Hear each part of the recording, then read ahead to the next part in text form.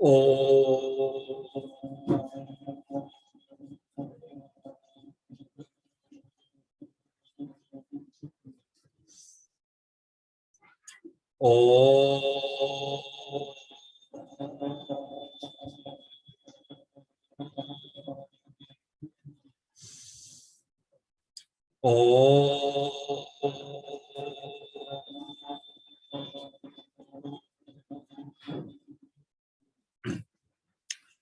ओम सच्चिदानंद रूपाय विश्वोत्पत्त्यादि Hathaway तापत्रय विनाशाय श्रीकृष्णाय वयं नुमः।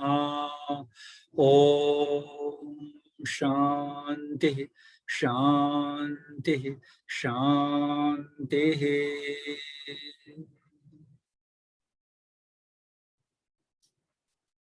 हम लोग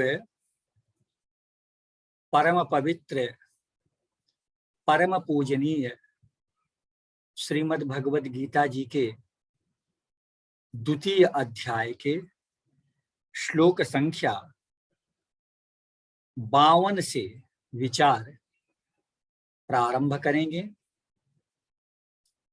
इसके पूर्व हम लोग जो विचार कर रहे हैं उसमें हम लोगों ने पाया कि परम पूजनीय आराध्यवर भगवान कृष्ण जी वीर अर्जुन को निष्काम कर्मयोग, समत्वयुक्त निष्काम कर्मयोग की शिक्षा दे रहे हैं।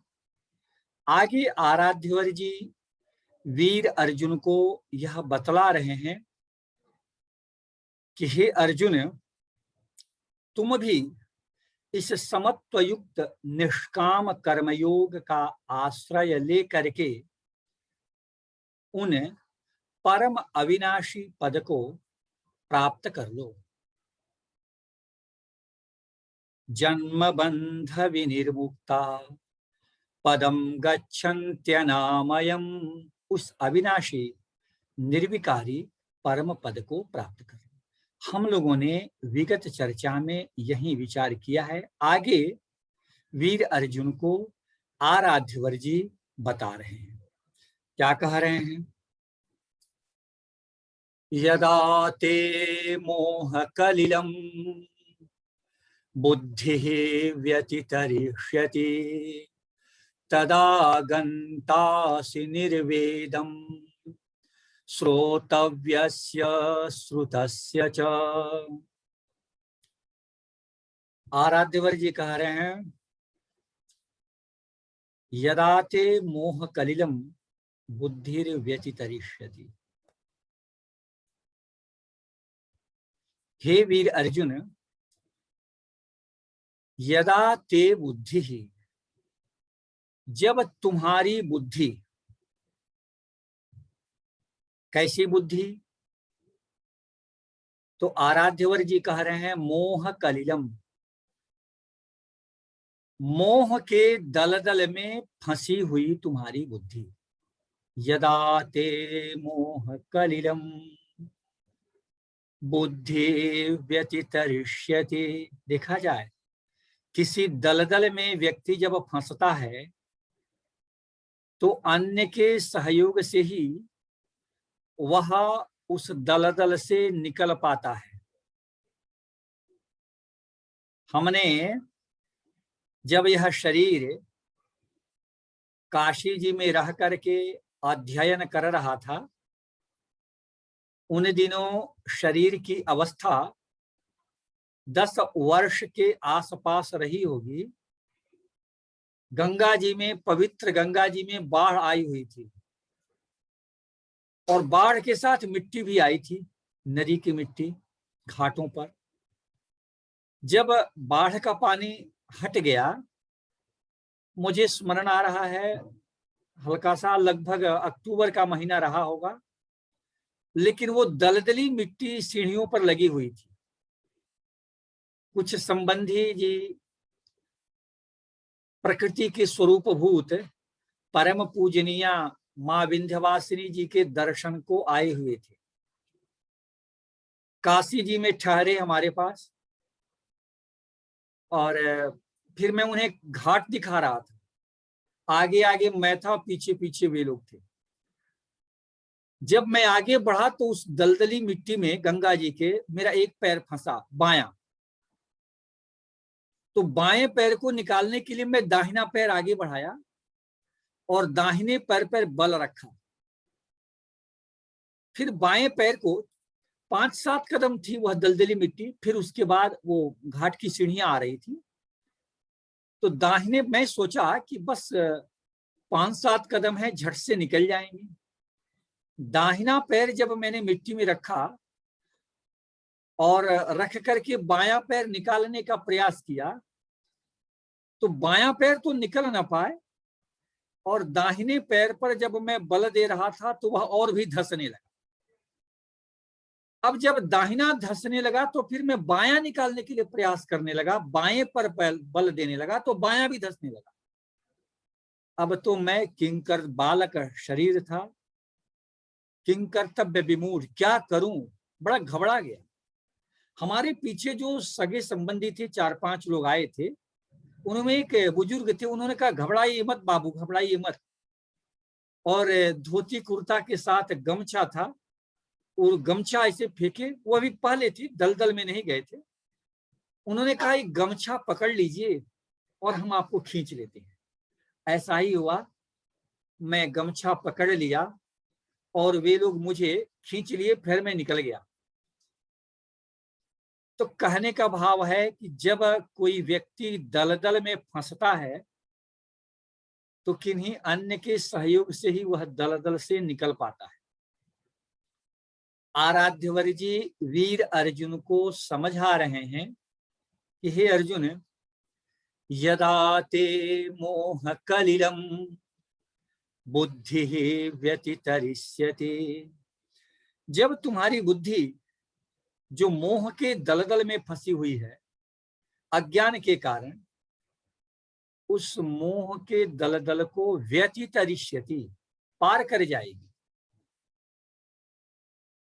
तो क्या होगा? तदा गन्तासि निर्वेदम श्रोतव्यस्य श्रुतस्य च। आराध्यवर जी कह रहे हैं कि श्रोतव्यस्य श्रुतस्य च, श्रुतस्य च तदा गन्तासि निर्वेदम, तब तुम वैराग्य को पालेगा। अब वैराग्य क्या है? राग शब्द का अर्थ होता है लगाव का होना, उसको कहते हैं राग। और वैराग्य का अर्थ होता है लगाव का नहीं होना, आसक्ति का नहीं होना। आराध्यवर जी भगवान कृष्ण जी कह रहे हैं, तदा गन्तासि वैराग्यम, तब तू वैराग्य को प्राप्त होगा।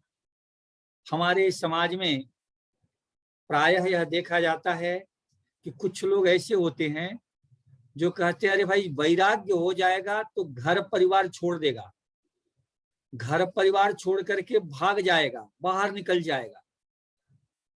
वैराग्य का अर्थ यह नहीं होता है। वैराग्य का अर्थ होता है, वैराग्य का तात्पर्य है कि राग का न होना। भगवत कृपा से भगवत कृपा से, पूजनीय संत जी की सन्निधि से, उनके उपदेशों से विचार की उस स्थिति को पा जाना जब हम अपना कर्तव्य कर रहे हैं और प्रभु जी जो कुछ भी हमें दे रहे हैं उसमें बिना आसक्ति, बिना ममता, बिना अहंकार के उसको स्वीकार करना, जीवन में उपयोग में लाना, जीवन के उपयोग में लाना, यही वैराग्य है। प्रभु जी की कृपा से यदि हमें पूरी पुआ आदि स्वादिष्ट भोजन की प्राप्ति हुई तो भी भगवान की कृपा है, ऐसा मान करके उसको ग्रहण कर लेना, ले लेना। और यदि रोटी और चोखा मिला तो भी भगवान की कृपा है, ऐसा हृदय हृदय में रख करके उसको स्वीकार कर लेना। और यदि किसी समय भोजन न भी मिला तो भी यह हरि जी की इच्छा है, ऐसा समझ करके प्रसन्न चित्त होकर के रह जाना। यही है वैराग्य। वैराग्य का भाव यह है कि लगाव न हो, यही चीज मिलेगी तो मैं खाऊंगा, ऐसा ही होगा तो मैं जीवन को जीऊंगा, इस भाव का न होना। जैसे भी भगवान जो भी परिस्थिति दे, जैसे भी दे, हाँ, लेकिन कर्तव्य कर्म को करना है। कर्तव्य कर्म को करते हुए परमात्मा जो भी स्थिति दें, जैसा भी दें पदार्थ, उसमें बिना किसी लगाव के वो भगवान का प्रसाद, भगवान की कृपा मान करके स्वीकार कर लेना, यही वैराग्य है। अर्थात एक वाक्य में कहें तो संसार या संसार के बाहर के पदार्थों में लगाव का न होना। जो भी मिला उसे भगवान का प्रसाद मान करके स्वीकार कर लेना, इसे कहते हैं वैराग्य। लगाव हो गया तो वह राग हो गया, लगाव का न होना यह वैराग्य। तदा गंतासि निर्वेदम, आराध्यवर जी कह रहे हैं तुझे वैराग्य हो जाएगा जब तुम मोह के दलदल से निकल जाओगे तो तुझे वैराग्य हो जाएगा। किससे वैराग्य हो जाएगा? श्रोतव्यस्य श्रुतस्य च। देखिए यहाँ दो शब्द है, श्रोतव्यस्य और श्रुतस्य। श्रुतस्य का अर्थ है कि तूने जितने भी पदार्थों के विषय में सुन रखा है, भोग वस्तुओं के विषय में जान रखा है, उन सब से तुझे वैराग्य हो जाएगा। और श्रोतव्यस्य, श्रोतव्यस्य का अर्थ है इस संसार में और संसार से परे स्वर्ग लोक आदि लोकों में भी जो कुछ तूने सुन रखा है या श्रोतव्यस्य सुनने में आएगा तुझे भविष्य में, उन सब से भी तुझे वैराग्य हो जाएगा। यदि मोह के दलदल से तू ऊपर उठ जाएगा, मोह के दलदल से तू निकल जाएगा।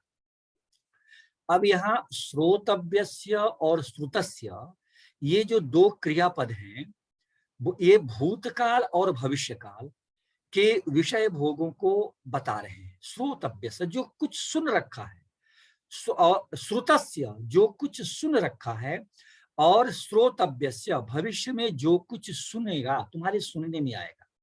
तो भूत और भविष्य इन दो क्रियापदों के प्रयोग से बीच के भी अर्थ का ग्रहण हो जाएगा। तो इसमें आराध्यवर जी का तात्पर्य है कि हे वीर अर्जुन, तूने भूतकाल में जो कुछ भी सुन रखा है इस लोक में और परलोक के सुख सुविधाओं भौतिक पदार्थों आदि के विषय में, जो अभी तू सुन रहा है और जो तू सुनेगा, सबसे तुझे वैराग्य की प्राप्ति हो जाएगी। देखिए वैराग्य का होना बड़ा ही अच्छी चीज है। बहुत सारे लोग हैं जो कहते हैं कि भाई वैराग्य हो जाएगा, कैसे क्या होगा, घर छोड़ने नहीं। वैराग्य जिन्हें जीवन में आ जाए तो जीवन सफल हो जाए। वैराग्य तो बहुत उच्च कोटि की चीज है। वैराग्य कर्म को छोड़ना वैराग्य नहीं है, कर्म फल का त्याग वैराग्य नहीं है, कर्म फल में आसक्ति का त्याग वैराग्य है। कर्मों में आसक्ति का त्याग वैराग्य है। बहुत अधिक लगाव कर्मों में या कर्म फल में होना यह राग है, और इनसे हट जाना यही वैराग्य है। तो वैराग्य हम बिना कर्म और कर्म फल के में अत्यधिक लगाव के बिना यदि हम कर्मों के दायित्व का निर्वाह कर रहे हैं और कर्मों को कर रहे हैं, यह तो बड़ी अच्छी चीज है। तदा गंतासि निर्वेदम श्रोतव्यस्य श्रुतस्य च। आगे आराध्यवर जी कह रहे हैं कि हे अर्जुन, श्रुति विप्रतिपन्ना ते यदा स्थास्यति निश्चला समाधावचला बुद्धिः तदा योगमवाप्स्यसि। आगे प्रभुवर जी बता रहे हैं, श्रुति विप्रतिपन्ना ते यदा स्थास्यति निश्चला। वीर अर्जुन कोई साधारण व्यक्ति नहीं है, वे राजकुमार हैं, विद्वान हैं, योद्धा हैं, राजकुल में जन्म लेने के कारण बहुत से विद्वान गुरुजन से अध्ययन का सौभाग्य मिला है, स्वयं भी समझदार हैं, तो बहुत सारी बातें उन्हीं को सुनने में आई हैं। आराध्यवर जी कह रहे हैं, श्रुति विप्रतिपन्नाते, हे अर्जुन, ते बुद्धि, तुम्हारी जो बुद्धि है श्रुति विप्रतिपन्ना, सुनने से विचलित हुई तुम्हारी बुद्धि, यह उचित है, यह अनुचित है, अमुक कर्तव्य ज्यादा न्याय संगत है, अमुक कार्य ज्यादा अन्याय संगत है, ऐसे विविध प्रकार के विचारों को सुनने से तुम्हारी बुद्धि जो विचलित हो चुकी है, श्रुति विप्रतिपन्नाते यदा स्थास्यति निश्चला, तो विचलित हुई तुम्हारी बुद्धि जब निश्चल हो जाएगी तब क्या होगा? समाधावचला बुद्धि, और वह तुम्हारी निश्चल बुद्धि जब समाधि में सुदृढ़ हो जाएगी, तदा योगम अवाप्स्यसि, तब तुम योग को प्राप्त कर लेगा। अब आराध्यवर जी वीर अर्जुन को जब यह बात कहे कि निश्चल बुद्धि समाधि में सुदृढ़ हो जाएगी तो तू योग को प्राप्त कर लेगा, तो अर्जुन के मन में यह विचार आता है। देखें, आप गीता जी एक ग्रंथ नहीं है, आप महान गीता जी एक पुस्तक नहीं है, आप परम महान गीता जी एक दर्शन है जिनमें सब कुछ समाया हुआ है।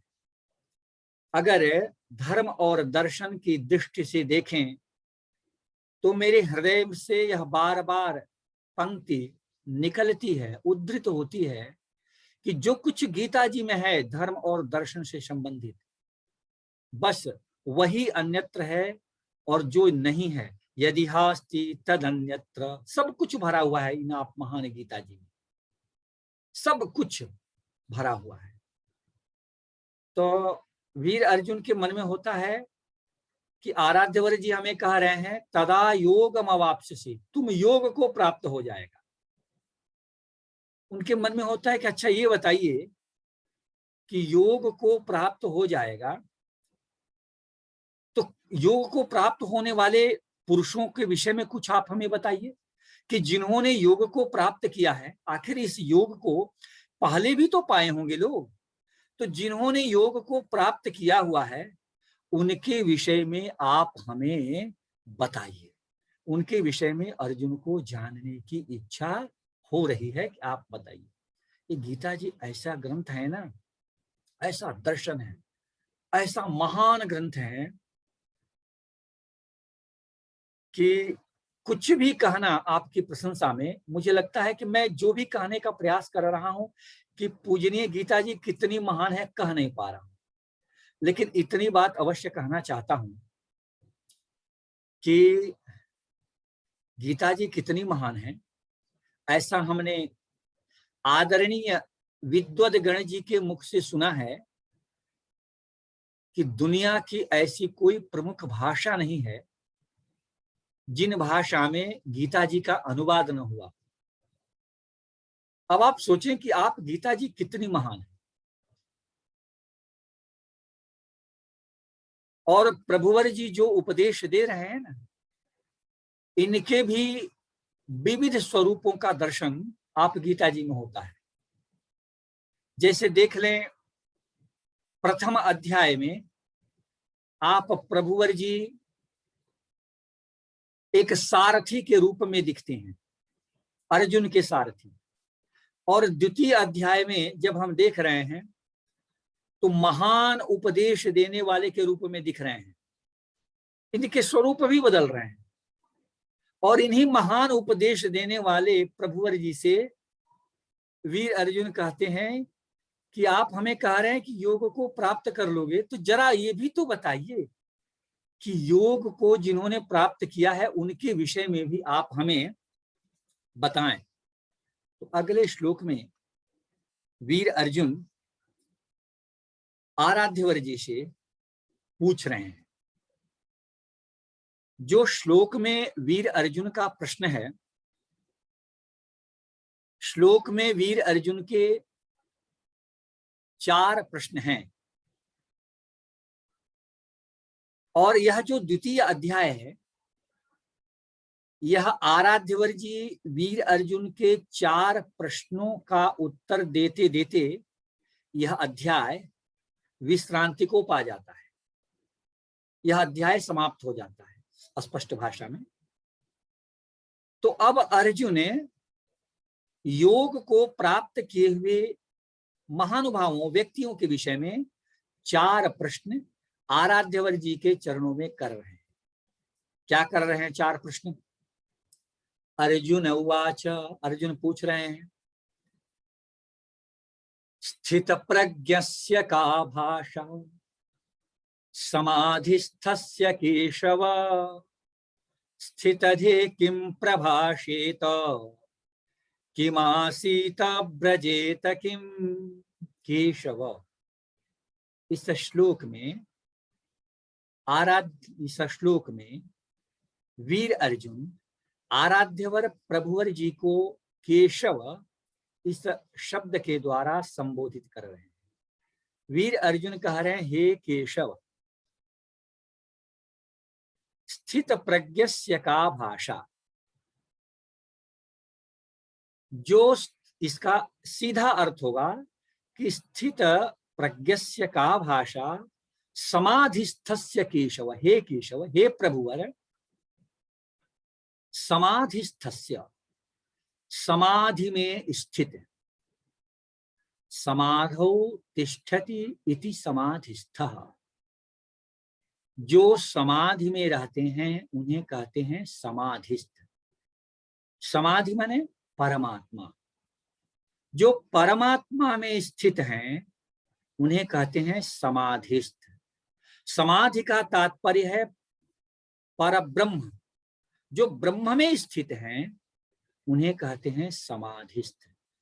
तो वीर अर्जुन कह रहे हैं, हे प्रभुवर, जो समाधि में स्थित हैं अर्थात जो परमात्मा में स्थित है।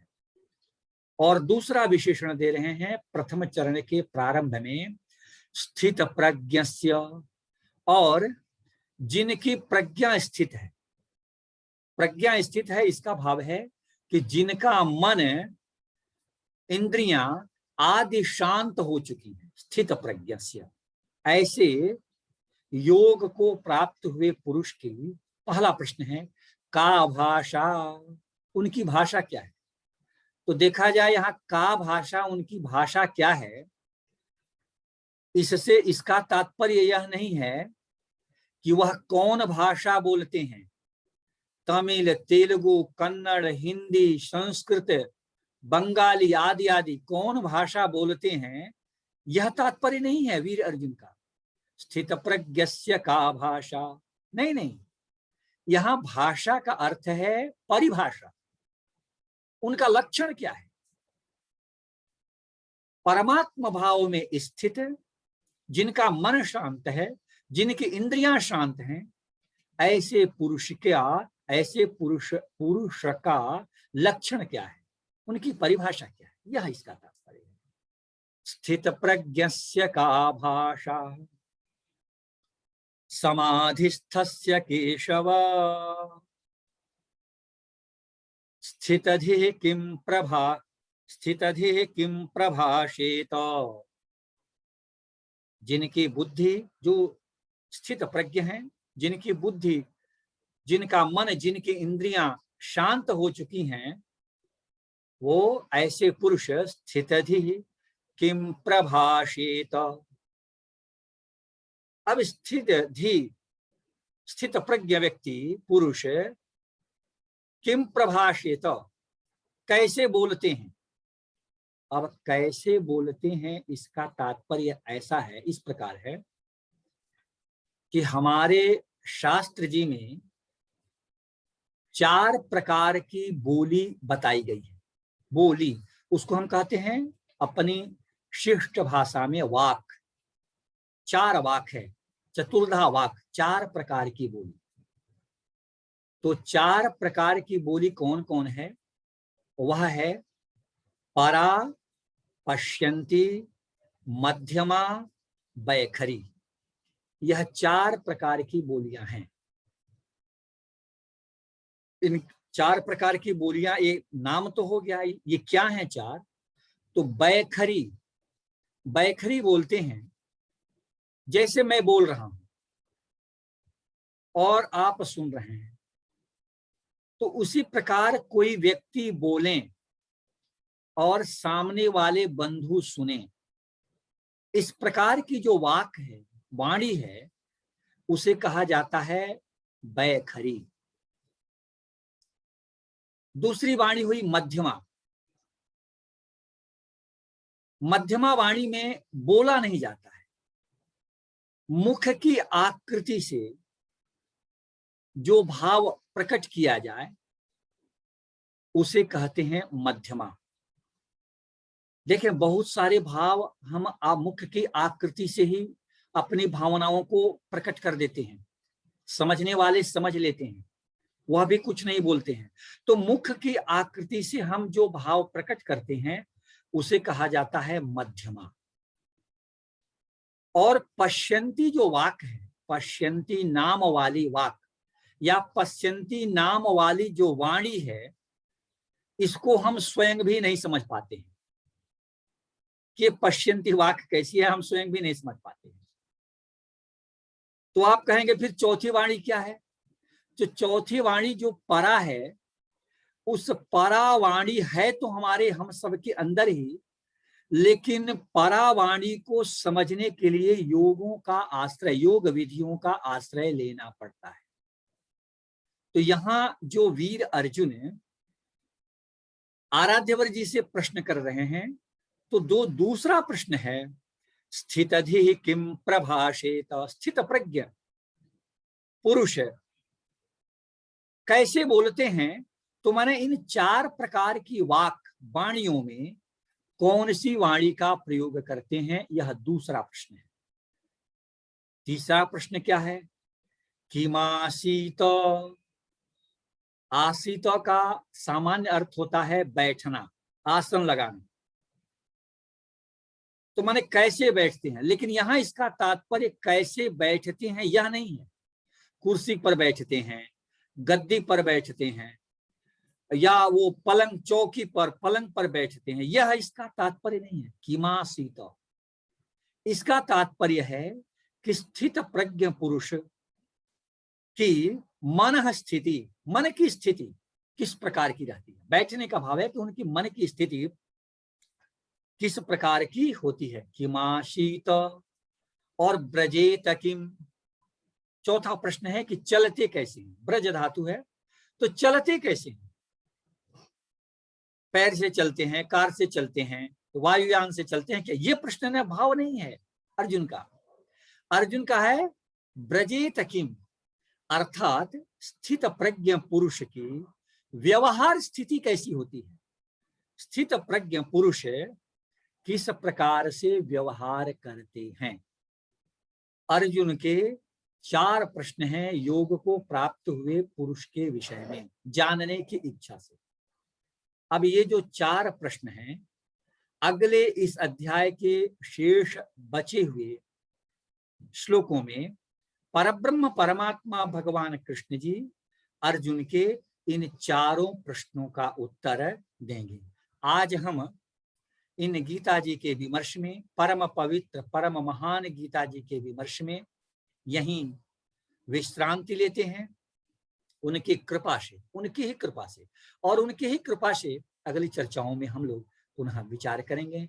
ओम पूर्णमदः पूर्णमिदं पूर्णात् पूर्णमुदच्यते पूर्णस्य पूर्णमादाय पूर्णमेवावशिष्यते। ओम शांति शांति शांति।